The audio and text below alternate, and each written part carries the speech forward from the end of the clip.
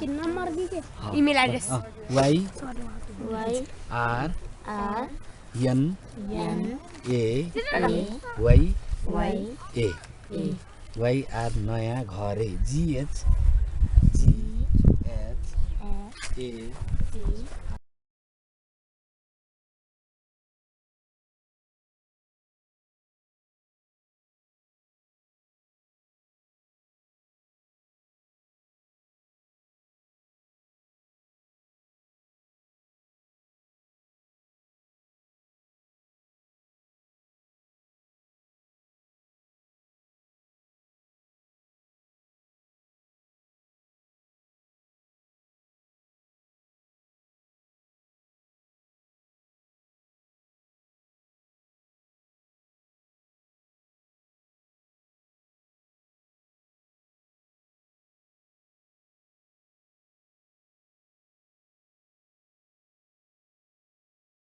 कारणले गर्दा अनि त्यसपछि के भयो त भन्दा सरले चाहिँ अनुमान गर्नुभएछ यो कविता लेख्ने यही विद्यार्थी हो भनेर। एक दिन के भयो भने यो मलाई लाग्छ दसैँ ताकाको बेला थियो।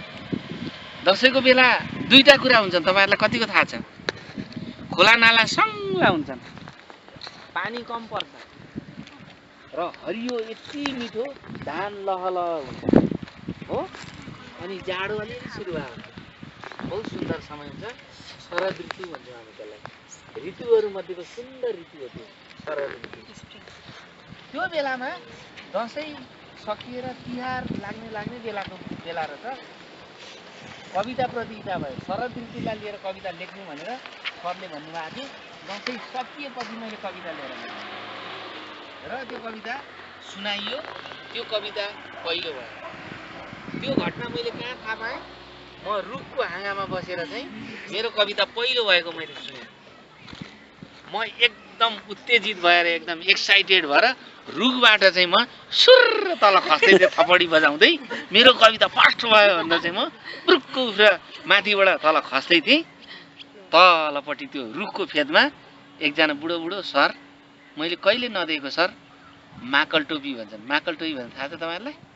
यति मात्र मुख देखिन्छ, सबै छोपिन्छ। मंकी क्याप माक भन्छ नेवारीमा। माक भनेको बाँदर, बाँदरको जस्तो मुख भएको टोपीलाई माक, नेपालीमा आउँदा माकल टोपी भयो। र बुझ्नुभयो? त्यो माकल टोपी लगाएर एकजना बुढो मान्छे त्यहाँ बसेको देखेँ, झस्केँ म।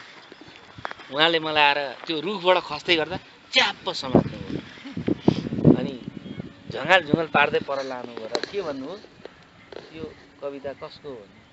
सर मेरो अनि उहाँले मलाई के भन्नुभयो भने